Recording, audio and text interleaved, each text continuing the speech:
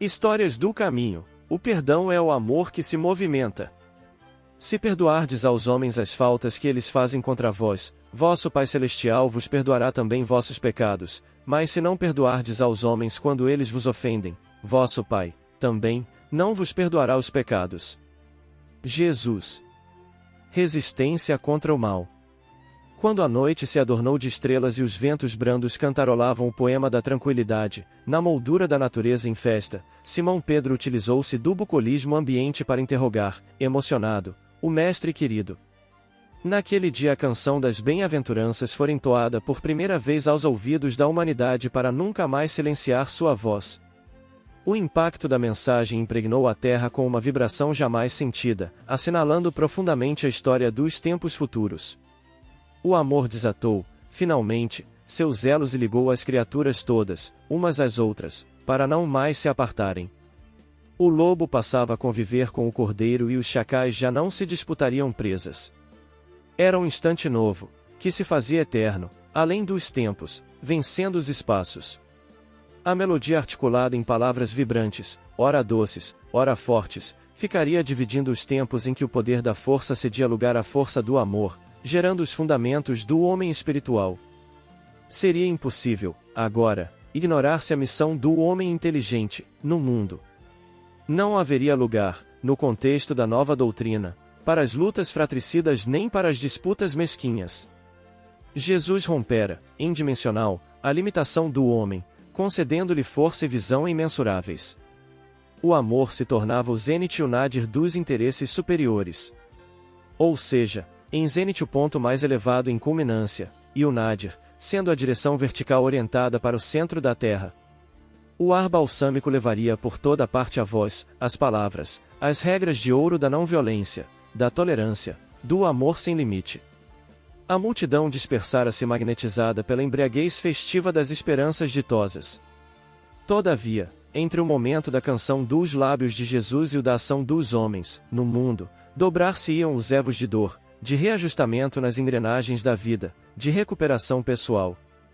Até que se tornassem realidade os sublimes ensinos, no coração das criaturas, os lobos se uniriam aos lobos e os chacais se disputariam os despojos das presas vencidas. Porque ele constituísse uma sinfonia penetrante e bela, mais difícil de dominar em toda a sua musicalidade sublime, o velho pescador, que se calejara nas lutas com os homens e não lograva dominar os ímpetos que, não poucas vezes, o martirizavam, buscou o amigo a fim de aclarar as dúvidas e interrogações que os ensinos libertadores suscitavam. No alto, uma lua fulgurante derramava argêntea claridade, que embelezava a terra em paz. Mergulhado em profundo cismar, o Senhor aguardava as ansiedades dos companheiros, a fim de os libertar por dentro das aflições perturbadoras. Dando à voz emocionada um acento de ternura, o dedicado e fiel servidor inquiriu: Senhor, a mensagem que ouvimos penetra minha alma como um punhal de luz que fere a noite do meu ser com claridade nova, sangrando-me os sentimentos atormentados. Enquanto a escutava experimentei a morte e sofri a vida, mergulhei nas trevas do medo e surgi na meridiana bênção da esperança, sufoquei-me em angústias e abri-me em confiança, dor e paz se alternavam no país do meu coração, sacudindo-me em tormentas e calmarias. Dando-se mais ênfase, em face do silêncio e da atenção do mestre, prosseguiu: A verdade é que sou passado e futuro, neste hoje que nunca morrerá. Ante a força da humildade, da pobreza, do amor, do perdão, da pureza, surge-me o impasse de como proceder, em razão dos hábitos arraigados, antigos. Como procedermos ante um adversário impiedoso, a quem aprendemos a odiar? O mestre relanceou o olhar pela noite prateada e interrogou, a seu turno: Simão, que sucede à noite visitada pela luz? Adorna-se de claridade, respondeu o interlocutor. E ao pântano, que vai drenado? Insistiu o mestre. Oferece terra para a agricultura, contestou, prontamente, o discípulo. Do mesmo modo, Simão, esclareceu o benfeitor celeste, quem conhece o amor jamais odeia, e se traz na alma vasa pútrida da animosidade, drena-a a fim de que a terra dos sentimentos se ofereça à sementeira da esperança. Se um amigo, instou o velho pescador, com quem privamos, no dia a dia, se volta contra nós, em acusações injustas, não será lícito fugir dele, guardando mágoa pela ofensa sistemática, quando alguém se volve contra nós, elucidou, ameno, o cantor da vida, ele está sempre com a razão. Se a acusação tem fundamento, deveremos amar quem nola faz, corrigindo-nos, mesmo que a intenção dele não seja edificante. Se é destituída de verdade, ele ainda tem razão, porque, enfermo, vê o mundo e as criaturas conforme é, carecendo de piedade e auxílio fraternal. A mágoa é veneno que corrói, interiormente, quem a conserva. Todavia, se as nossas melhores palavras, insistiu o sofrido pescador, são confundidas, se nossas atitudes são transformadas em belicosidade, se os nossos sentimentos são tidos como perniciosos, será justo não conservar ressentimento de quem nos perturba, desse modo, a marcha? O ressentimento, Pedro, explicou o excelso advogado do bem, é como ácido, que corrói os sentimentos nobres do coração.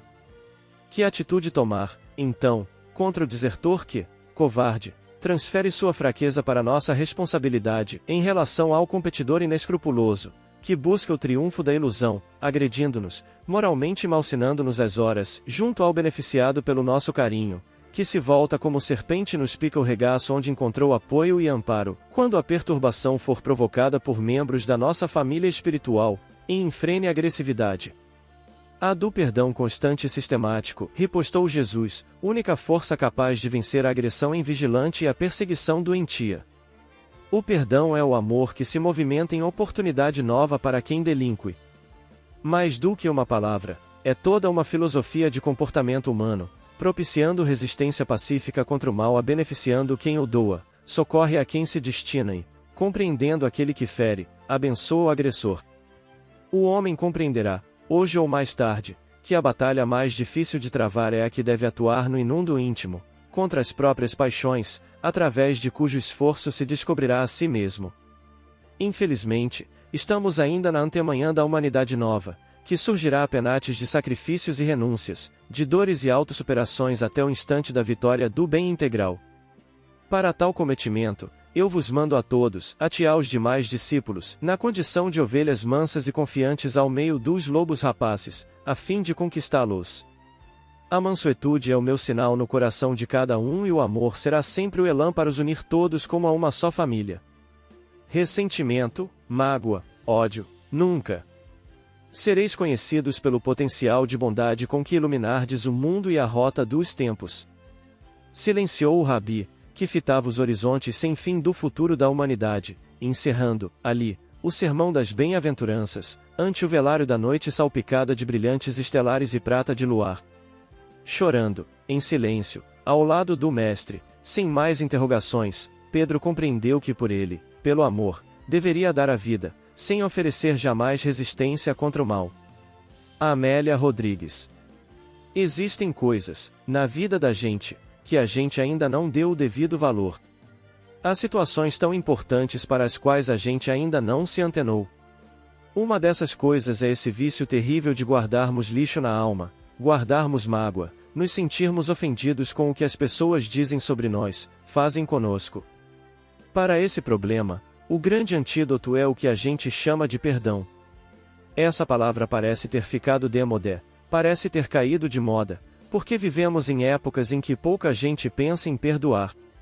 Afinal de contas, se fulano fez isso comigo, tem que pagar. Outros gritam que querem justiça, mas falam em justiça com uma inflexão de voz e com trismos faciais, com rictos bucais que, em verdade, é um desejo de vingança. Não é propriamente desejo de justiça. Até chegarmos àqueles que desejam e fazem a chamada justiça pelas próprias mãos. Se o perdão fosse utilizado por nós, sem dúvida, seríamos pessoas mais saudáveis, mais alegres, mais felizes. Porque o perdão beneficia, fundamentalmente, não a pessoa que o recebe, mas a criatura que o oferece.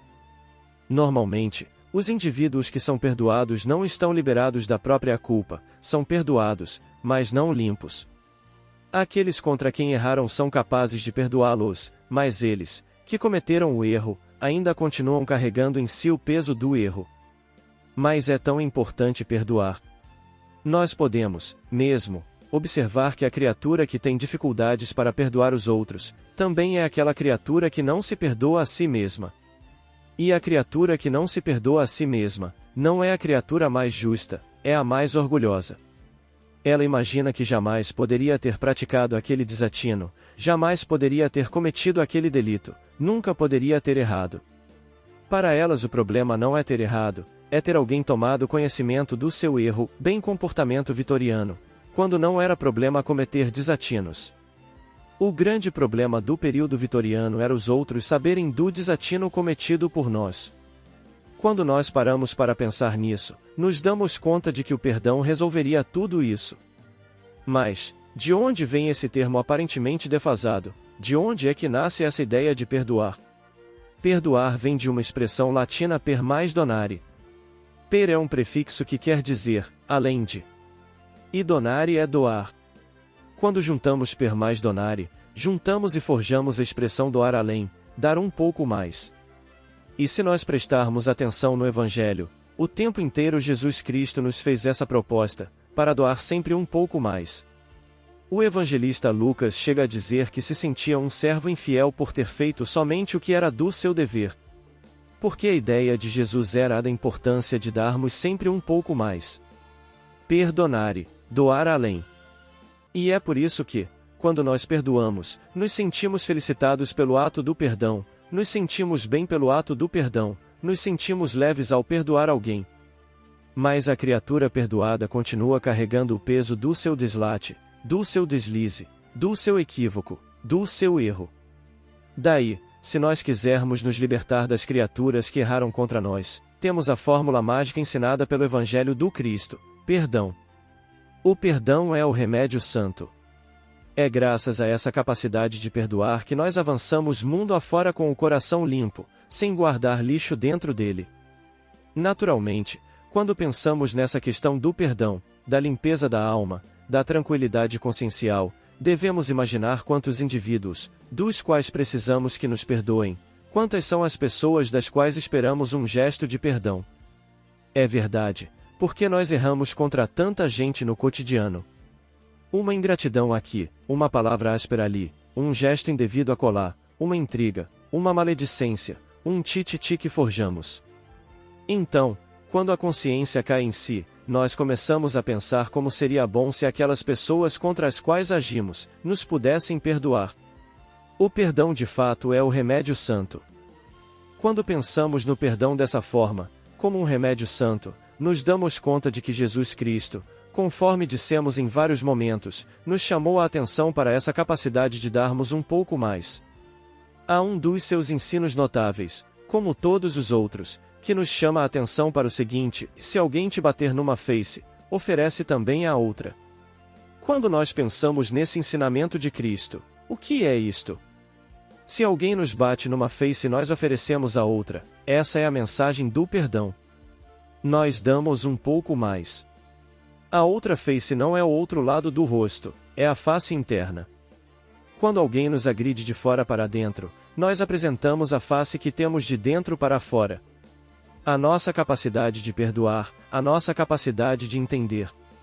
Daí, como fica lógico, como fica bonito o ensinamento de Jesus. Mas, continuou ele a dizer no mesmo ensino: se alguém te pedir caminhar 1000 passos, caminha outros 1000, caminha 2000. A mensagem da tolerância, da compreensão. Se alguém nos pediu, através dos seus atos, um gesto de tolerância, que a gente tolere um pouco mais, que a gente compreenda um pouco mais, seja indulgente um pouco mais. É o perdão. Sempre que nós doamos além, sempre que doamos um pouco mais, estamos perdoando.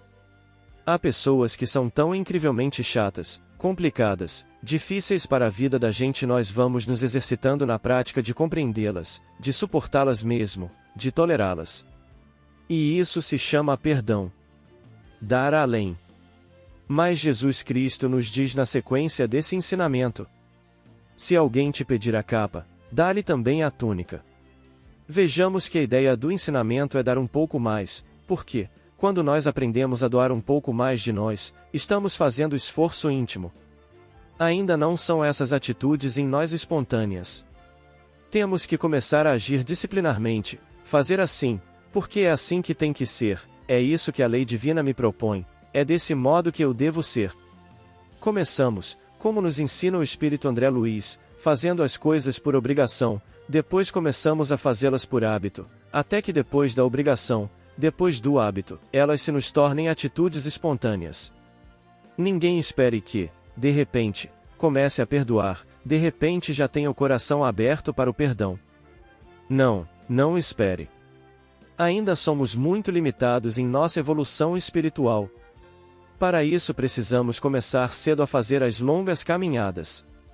Se o perdão é para nós uma coisa complicada de realizar, comecemos agora a desculpar, a tolerar, a suportar e, gradativamente, essas virtudes vão se tornando de tal modo eficazes em nós, que vão nos convertendo em pessoas leves, pessoas muito soft, capazes de perdoar sem fazer força. Todas as criaturas que perdoam sem fazer força, ou sem fazer esforços, são aquelas que começaram um dia a perdoar chorando de raiva. Eu vou perdoar porque eu sei que eu preciso. O coração ainda estava arranhando, o coração ainda estava acidificado, mas elas começaram por não revidar, por segurar a língua, por segurar as mãos, por não revidar. Já era um gesto inicial do perdão, porque nós aprendemos no Evangelho, que podemos cometer erros por pensamentos, por palavras e por atos. Às vezes, só pensamos, já é uma evolução. Outras vezes pensamos e a língua não cabe na boca e falamos. Até que outros falam, depois de terem pensado e acabam por cometer o desatino. Nós vamos fazer o contrário, vamos começar a desarmar essa bomba. Primeiro, não revidamos, depois, sequer falamos, até o momento em que não alimentemos no pensamento outra coisa que não seja o dar de nós um pouco mais. Perdoar é perdoar-se. Jamais conseguimos perdoar o mau gesto de alguém, o erro de alguém, se não conseguimos perdoar a nós próprios. Somente a partir da prática do auto-perdão, quando nos compenetremos de que não somos pessoas infalíveis, não vamos errar de propósito, mas estaremos conscientes de que nessa longa marcha da humanidade para a vitória, é muito fácil tropeçar, é muito fácil cair, mas é preciso levantar-se, dar-se a si mesmo o tempo para descansar, para levantar da queda, para relaxar a mente. Através do auto-perdão, invariavelmente, constitui-se a base do heteroperdão, porque perdoar, dar além é um remédio santo. Professor José Raul Teixeira. Comentários finais. O perdão é um processo de cura e libertação tanto para quem perdoa quanto para quem é perdoado, sendo um ato de amor próprio e caridade. Não se trata de esquecer ou negar a ofensa, mas de decidir conscientemente não permitir que ela controle os sentimentos e ações. É um passo fundamental na jornada evolutiva do ser, tanto no plano terreno quanto no espiritual. Assim como orientou o Mestre Inesquecível, perdoar 70 vezes 7. Semeador das estrelas, és nosso modelo e guia, a luz do mundo. Vem Archote de luz, vem Jesus, viva Jesus! Nascer, morrer, renascer ainda e progredir sempre, tal é a lei. Base bibliográfica. O Evangelho segundo o Espiritismo, Bem-aventurados os que são misericordiosos, capítulo 10, item 2. Perdoai, para que Deus vos perdoe. Há flores no caminho, pelo Espírito Amélia Rodrigues, médium de Valdo Pereira Franco, capítulo 16, Resistência contra o mal. O sentido do perdão, Professor José Raul Teixeira, Federação Espírita do Paraná.